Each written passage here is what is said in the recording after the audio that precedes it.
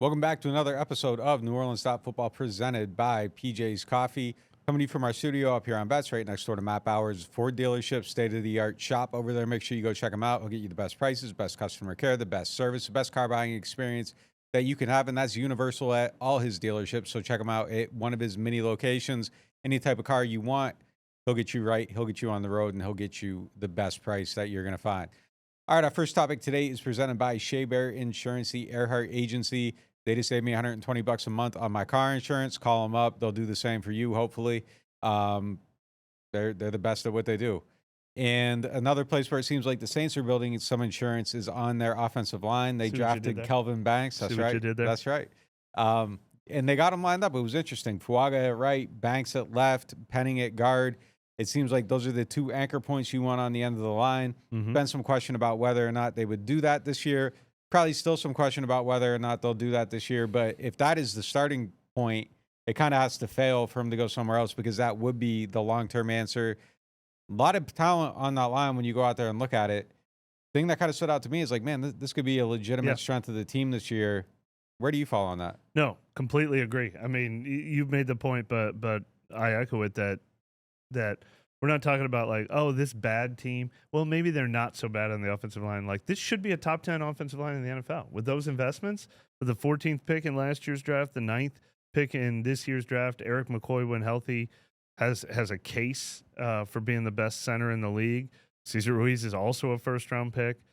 Penning obviously is a first-round pick, but you know, we don't look at him that way, especially playing his third position. But if it's not him, there are other guys with experience: Dylan Radins, Will Clapp, Landon Young, Nick Saldiveri. So, I mean, there's other options. There's a little bit of depth there. Yeah, absolutely, without question, the strongest position on the team. And here's what I really like about it. I don't care. I've talked about this a lot. I don't nearly care as much about the 2025 Saints as I do about the Saints for the future, what they're going to build over the course of 2-3 years, what they're going to become eventually after a couple more drafts and they rebuild this. What is the 2027 Saints going to look like? And man, I love starting with that. A left tackle and a right tackle that I think are going to be two of the 5 best players on the 2027 Saints too.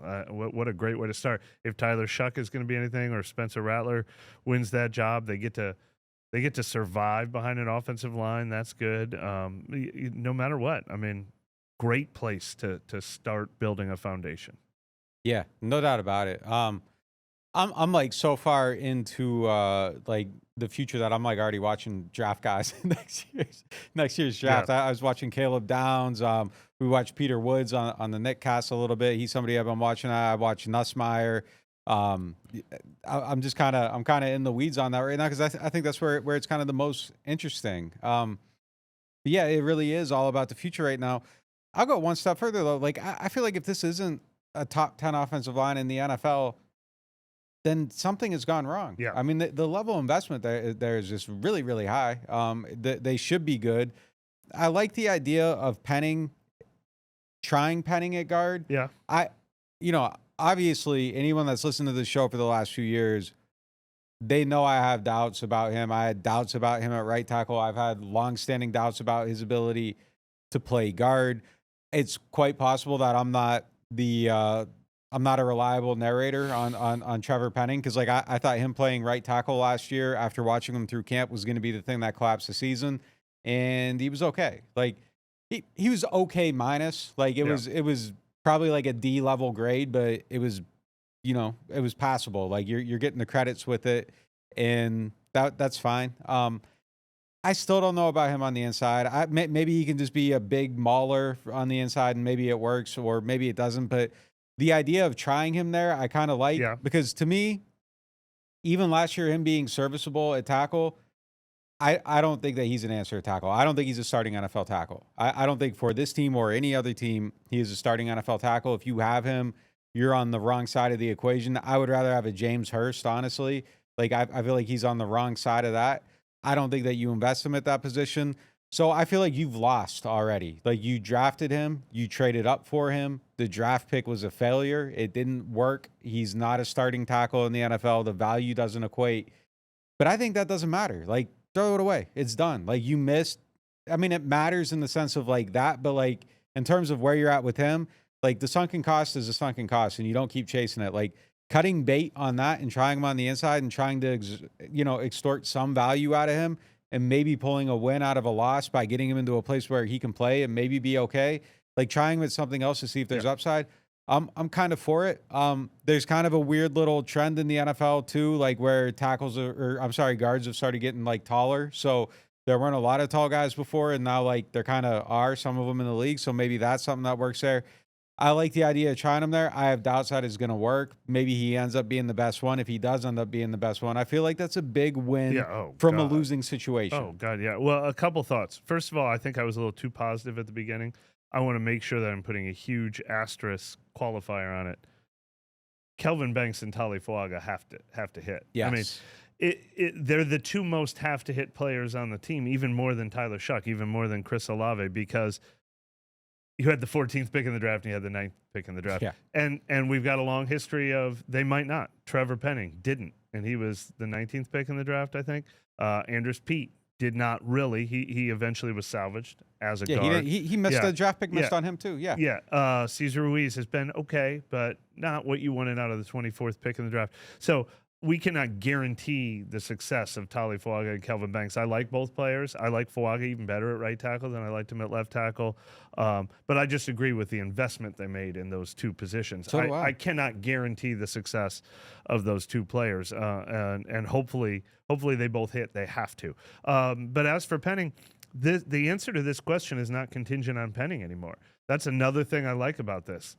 It does. Banks and Fuaga do have to hit. Penning does not have to hit. Penning has become almost like you said, you've already lost with that pick, but anything else would be bonus. I mean, I still think the best case scenario that is possible is Andrus Peat's career. Speaking of a 6'7" guy who went to 3 Pro Bowls at left guard. I don't know how much he deserved them, but it was the offense was so good and the offensive line was so good, he was getting credit for seasons where they had 2 running backs both getting 1,500 yards. And that's the model now. Like, Trevor Penning can fit in this.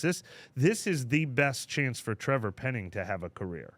I don't necessarily know that he will pan out, but, I'd say 90% of our listeners and readers from reading social media have been screaming for him to move to guard almost since the day they drafted him, for the very simple reason of he's a terrific run blocker, and if you pull him and he gets a head of steam behind him, he just flattens guys out there around the corner. And when he has looked worse, has been in pass protection, you don't want him going up against Khalil Mack and Myles Garrett. Yeah. It's a pretty obvious move for that reason. You and I have both said we talked to people for years that were resistant to doing it, that didn't have that vision for him. I always thought part of that might have been he had so much talent, they wanted to make him work at tackle. He had this combination of size and athleticism and investment that they didn't want to give up on him quickly. But I think this is by far, if I had to bet today, I might bet on him being more of a James Hurst sixth man who could be a backup at all 3 positions, be that 6th jumbo tight end. Maybe Dylan Radins wins the left guard job. But this is absolutely Trevor Penning's best chance to make something of his career a few years later than everyone hoped.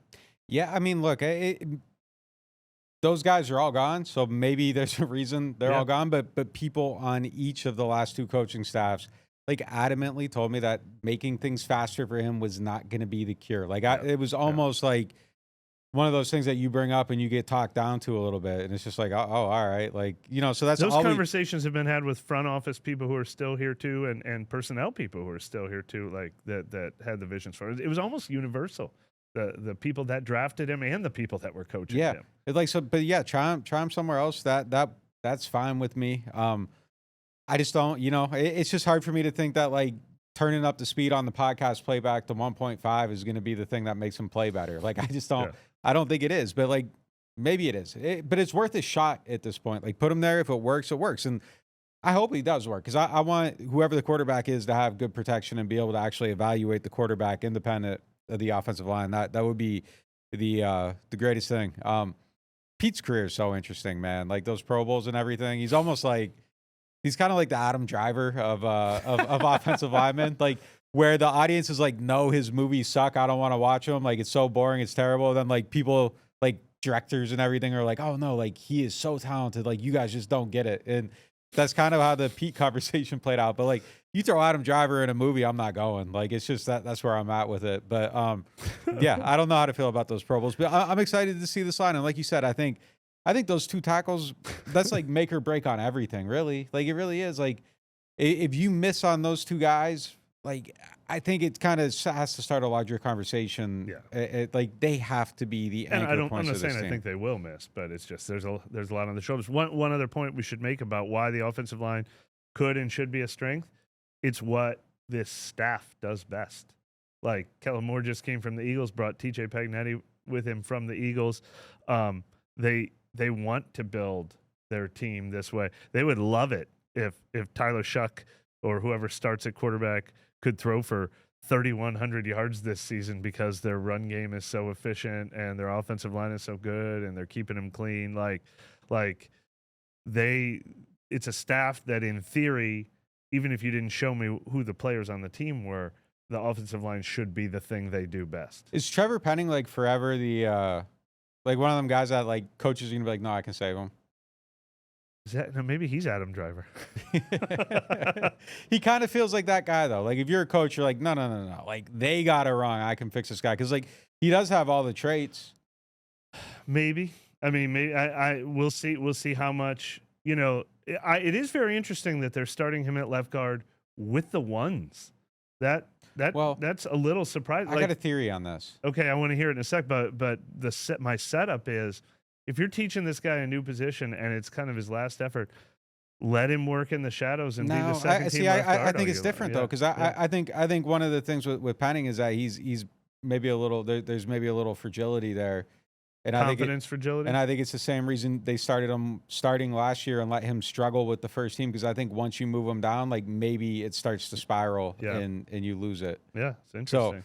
So but they're giving him every chance, like leapfrogging him like ahead of Dylan Radins, who they didn't make a big investment in free agency, but that's a guy that I thought would be the guy to beat out. I mean, Dylan Radins is sort of a Lucas Patrick type or whatever.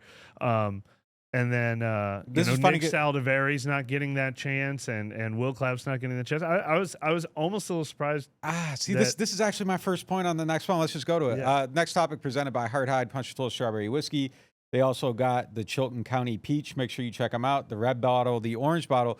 First impressions of Kellen Moore leading a team out at this practice.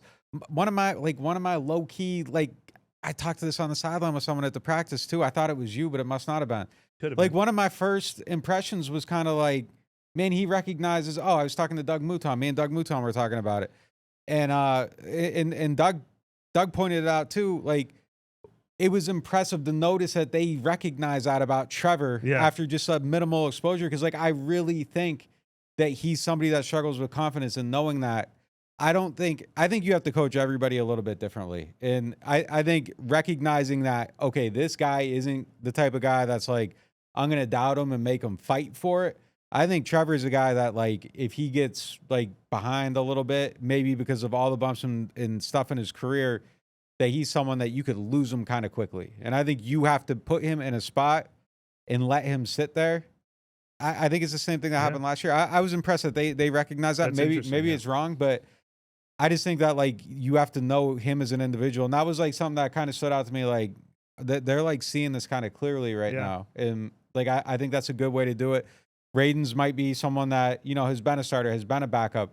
Trevor feels like someone that's maybe – and he's talked about his confidence issues. Oh, no question. Like, so I think to me that's, like, let him do this and then lose it, as opposed to, like, maybe – I think – typically you want to be in a system where people are earning every opportunity, earning every snap. The best players play, but like I think there's some guys that like you might not get to their best if you don't just kind of handle them with that. I mean, we could get into discussions like that about what they're letting Kendre Miller do with his blank slate, what they're letting Spencer Rattler do, getting the ones reps all week and not and immediately recognizing that he's earned something.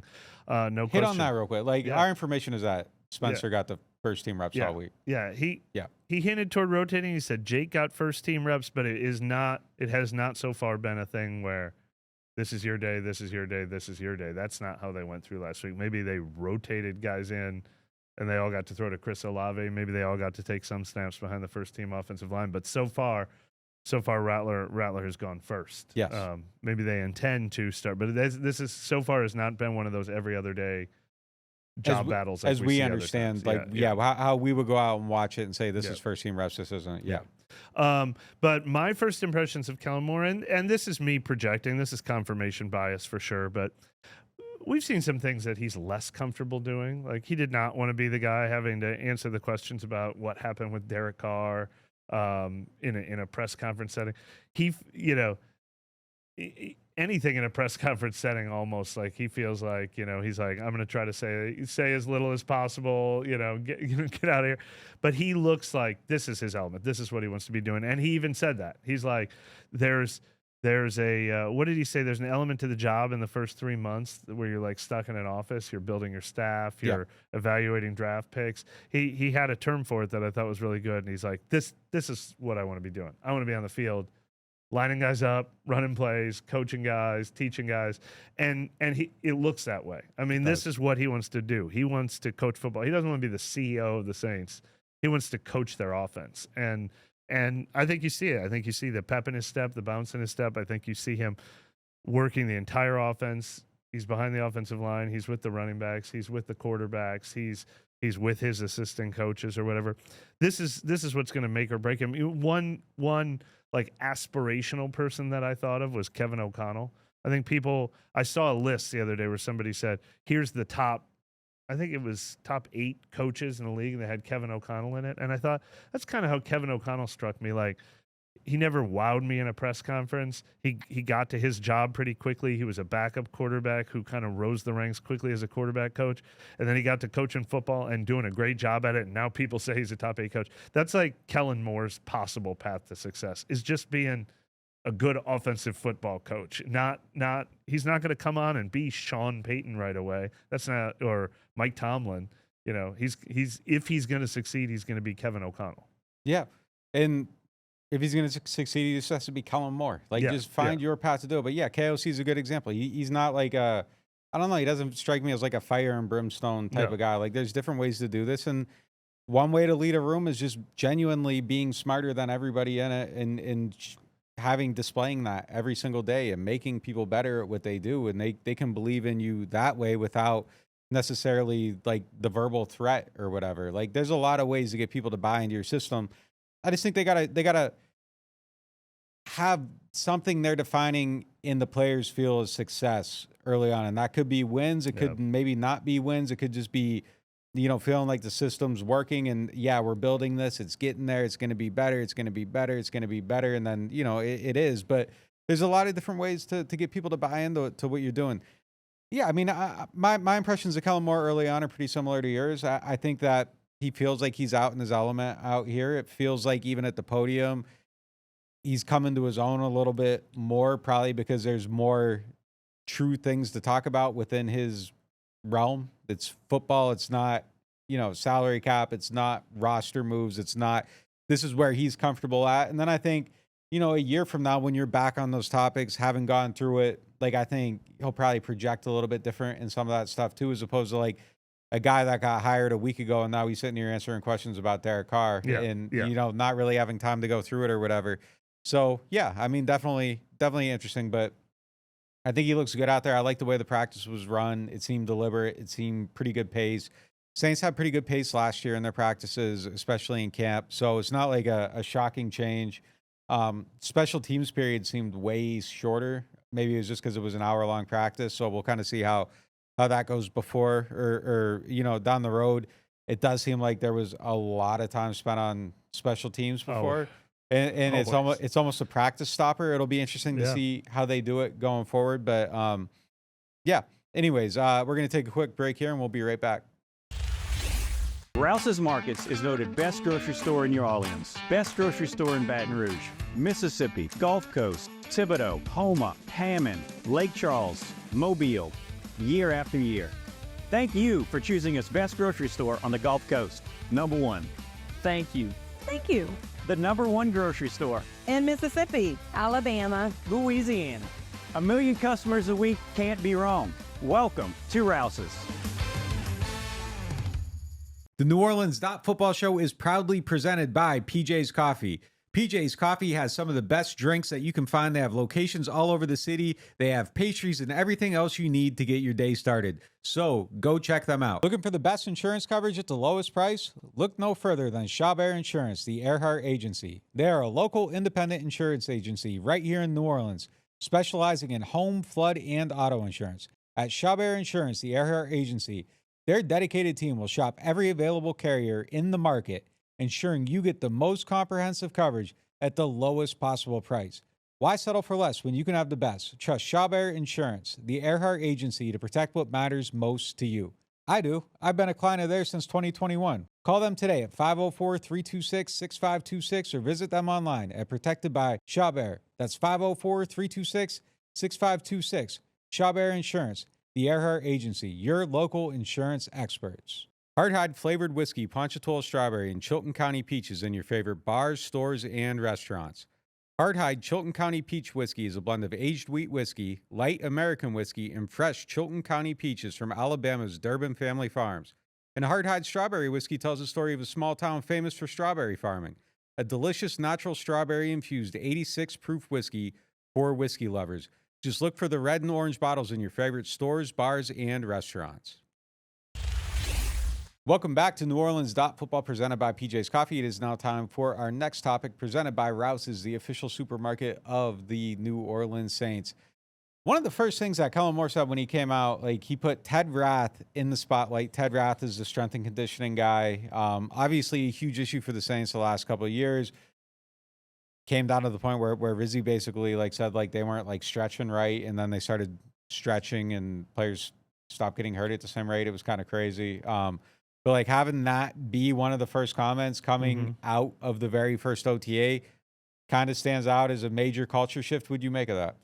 Yeah, I mean, before you brought this up as a topic worth examining further, I mean, my first thought was it was just Ted Rath's portion of the offseason. I mean, phase 1 and phase 2, this all those pictures and videos that we saw of the Saints being out there on the practice field before OTAs actually started is the strength and conditioning. What weight should you be? What should we work on? Do we want to get your legs stronger? Do we want to build you up for this? What's ideal for you? How are you going to perform your best? How are we going to keep you healthy? What are you being asked to do by this team? All that stuff. So I have a feeling Kellen Moore has been working hand in hand with Ted Rath for the last couple months. But yeah, I mean, he better recognize that that's the most important. It doesn't matter how good Chris Olave and Eric McCoy and Demario Davis and Chase Young are if you can't keep them on the field and figure out their weights, figure out what position they're going to play, figure out their workloads, figure out everything that's going to maximize their performance, but also keep them on the field. So hopefully that's been front of mind this entire offseason, and not just for that timing reason. Hopefully that's front of mind all throughout August too. It felt like big praise, though. I mean, he said he thinks he's the best in the world at what he does. Literally said that, and it seems like he feels like he got a steal on that hire, and it seems like he feels like he's a very important person to this team, and he needs to be. There's nothing more important about football than having guys on the field, and I mean, I don't think anyone here needs to hear that. Not being on the field was such a hindrance to this team last year. And then it plays into everything. Your offensive line never gets settled in. They never get to really succeed at the level they want. We've kind of pointed out that Fuaga wasn't, there were some ups and downs last year. Well, it's hard to have ups when the guy next to you is hurt or the guy next to him is hurt, and you're always overcompensating for something somewhere.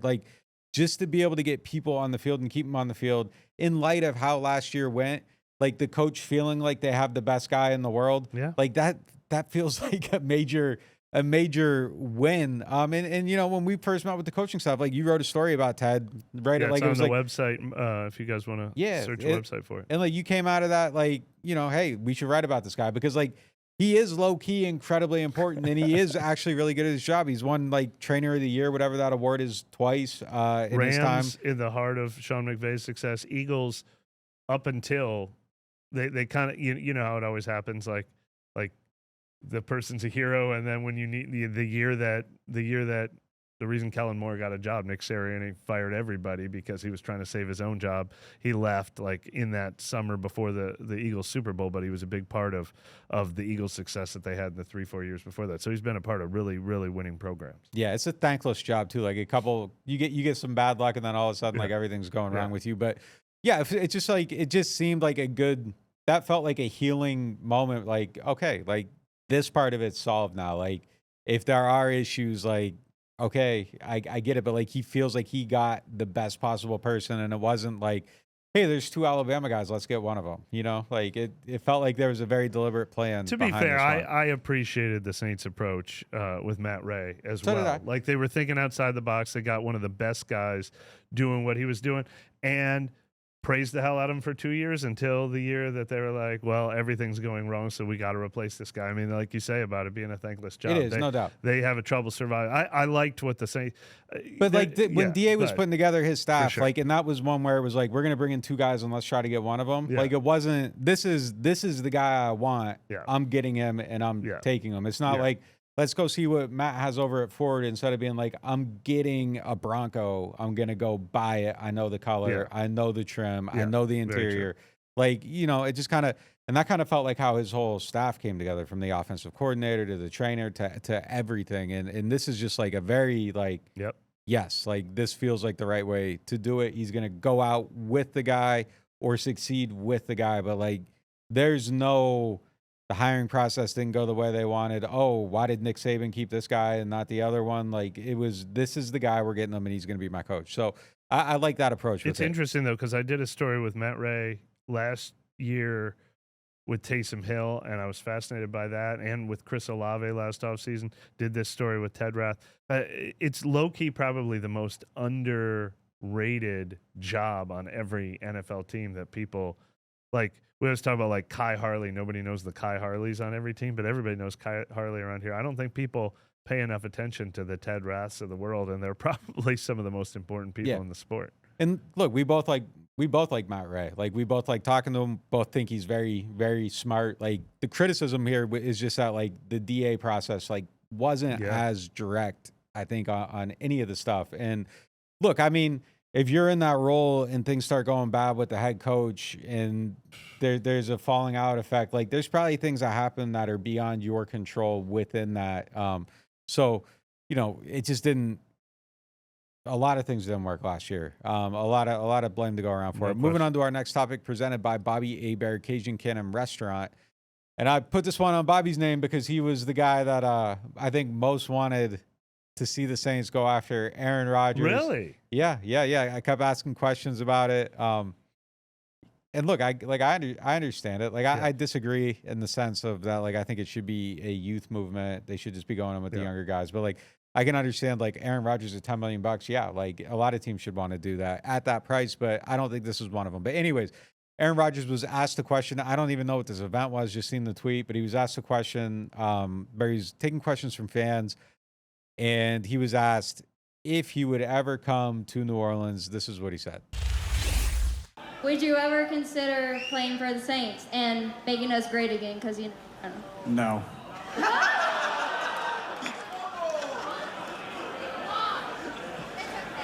That's the answer. That's the answer. All right, next question.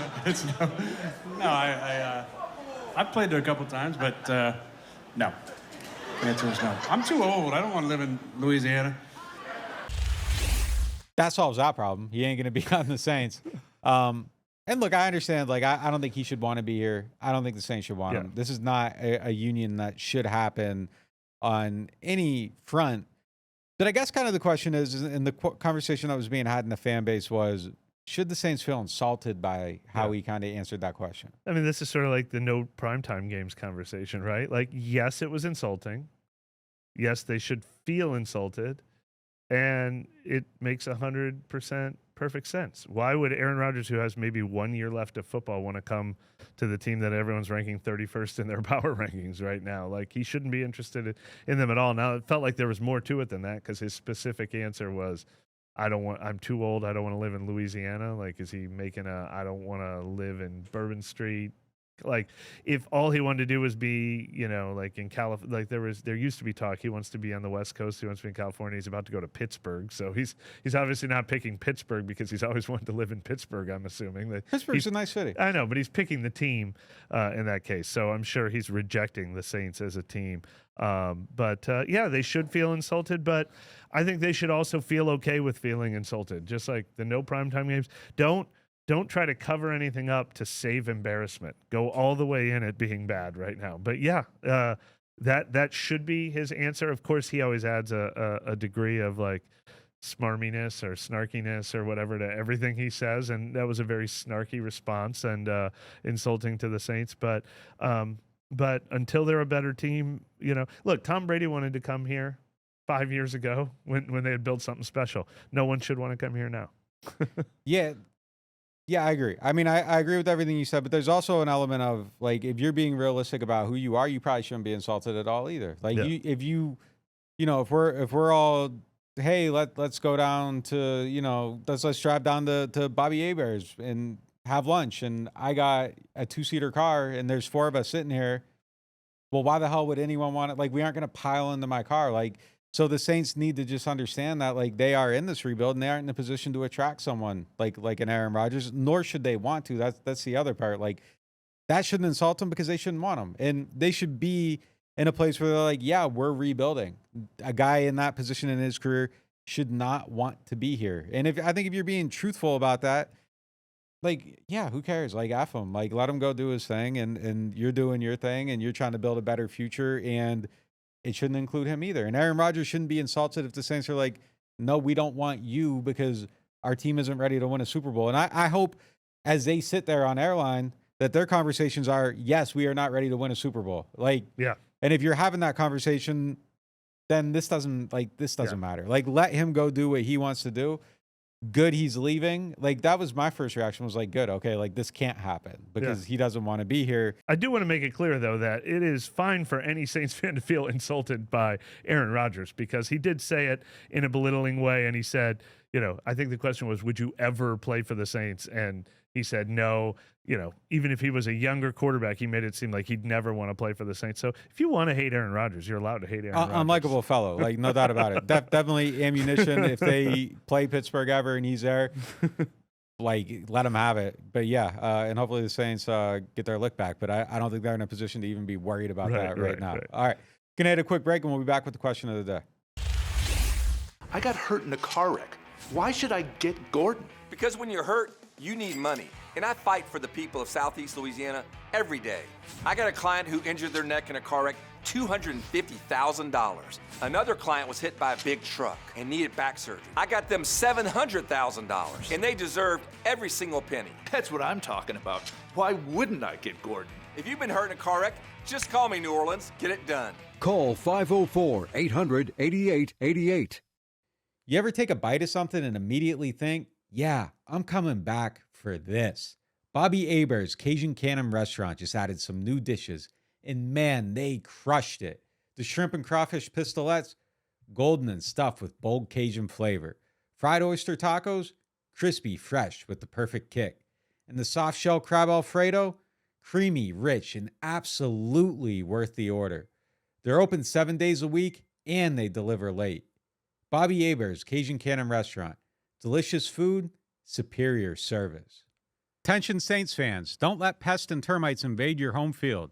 Trust the team at Red Pest Solutions to tackle those unwelcome visitors. Call the Red Man today for unbeatable pest and termite control. Score peace with no pest. Visit redpest.com, REDDPEST.com. Here at the Queen Casino, indulgence knows no bounds. Prepare your taste buds for an extraordinary culinary journey. Start your day at Capital Coffee. Craving something different? 3 Walks Noodle Bar offers a tantalizing selection of Asian delights. At 1717 Kitchen and Cocktails, savor American cuisine with a twist. Or ascend to the loft for an elevated experience.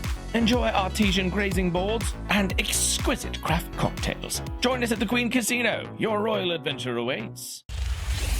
It is now time for the question of the day, presented by Get Gordon McKernan Injury Attorneys. If you are involved in an accident, make sure you get Gordon. He will get you what you deserve. He'll get you paid, and he'll get you whatever you need out of that situation, pull a win from a loss, or turn the loss into a win, actually, is what Gordon does. So, today's question of the day is, which players... This is interesting because I think it can go a couple different ways. I definitely got mine. I want to hear yours first. The question is, which player has the most pressure to perform this season? I mean, my mind goes right to quarterback because I feel like Spencer Rattler and Tyler Shuck are performing against drafting another quarterback next year. I mean, I've got some other answers that I'll add to the conversation afterward, but I don't know how you can rank anyone higher than those two quarterbacks, because if which the Saints, one? Pick one. I guess Rattler. I mean, I guess it's Rattler, but if the Saints give up on either of them, I think the NFL has become. What's interesting? This is an aside. Me and my son were driving and listened to this trivia contest, and one of the trivia questions these teams had to name was, name every first-round quarterback ever, or maybe it was since 1990 or whatever, that did not make 30 career starts. And almost all of them were recent. Like, it used to be, if you got drafted in the first round, you got 30 career starts. Like, they gave you 2-3 years before they decided you're not the guy. Now there's Kenny Pickett's all over this league. There's I was trying to think of another guy who got, like, Josh Rosen's all over this league. Like, you get one shot, and then we will spit you out, and you will never get another chance again. I was thinking Will Levis is never going to get another chance again. It's like if either Rattler or Shuck does not take ownership of this job, that might be it. They might never get another chance to be a starting quarterback, and it'll never be easier than now when their only competition is each other. So it's those guys because of the nature of their position and the fact that you don't get to rotate in. You don't get to be Trevor Penning. You don't get to play right tackle and then left guard. You just get chewed up and spit out. Yeah, he was going to be my answer for that reason right there, is that if he doesn't win this, that might be it. Yeah. That might be it. That this was his last best Mac chance. Jones was the other guy I was thinking of. It's a good one. He was a first-round pick, and he got like one shot. Yeah. And then Nobody wanted him. This is his last best chance to be a starting quarterback in the NFL. And if he doesn't seize it right now, he might not get another path where has a chance to go into a camp as QB1. Like, wherever he goes after this he's going to be a placeholder, and someone's going to be trying to replace him, which is kind of the situation he's in now, but he has a chance to stop that before it becomes his fate. I feel like he's under the most pressure out of anybody. Like, Shuck could maybe not get up to speed and still have a good chance next year. Like, whenever he gets put in that position, that's going to be his turn to do it. This is Rattler's chance to be in that position. Now, going to trivia, this is crazy. Yeah. This is crazy. We know that they don't have a starter that has won an NFL game as a starting quarterback, no quarterback with a win. If you include the head coach, the offensive coordinator, and the quarterback coach, how many wins do they have? I know the answer to this. I know because I looked it up. So should we throw it to someone else, or should we let Joe? Joe, what do you got? How many NFL quarterback wins on this in this building, right? Yeah, I believe in the building. Yeah. Well, no, because Taysom. Oh, Taysom. Yeah. So just to those three plus the three quarterbacks. Plus the head coach, the offensive coordinator, and the quarterback coach. 11. Joe says 11. What do you got? I know the answer, but I don't know the answer. I think like a tie is somewhere. Yeah, he's exactly right. Yeah, we were talking, and me and B were talking about it on the sideline. Yeah. What? 0.5. Yeah. No wins. No wins, but a tie. It's not a win. Was it Scott Tolzien was the one with the tie? Yeah, no wins. No wins. Nussmeier, no wins. That's crazy. Kellen Moore, no wins. Yeah. I was on the Franchise Guys podcast on YouTube. Check him out. Yeah, he was like, wait, how many wins do they got with the tie? I was like, I don't know. Like, and I had to look it up, and it's like, oh my God, like, it's 0. Yeah. Yeah, it's crazy. There's a tie in there, which is hilarious. My other answers to this question are the guys in the contract year. We talked a lot about Trevor Penning earlier in this show. I did see someone on Twitter saying, I apologize for not giving credit to whoever this was because it was a great line. The most Saints thing ever would be Trevor Penning thriving at left guard and then pricing himself out of the Saints in free agency. Yeah. Which, I mean, the Trey Hendrickson path, it could absolutely happen for Trevor Penning, but the other one is Alontae Taylor. You could tell me Alontae Taylor is going to make a good one. A big contract in free agency next year because he finally proves he's a stud, or I mean, he's in a contract. He feels both both like he's in a contract year and he's in a last chance year. That's a good one. He's a good one. I like that answer a lot. That might be the best answer non-quarterback wise on the team. I'm trying to think if I got another one. I'd say Juwan if he didn't just sign a 3-year deal, but he's got a little more runway than he should have almost at this point. He's never going to have a better opportunity. Penning and Alante are the other guys that feel like they're fighting for their life. Yeah.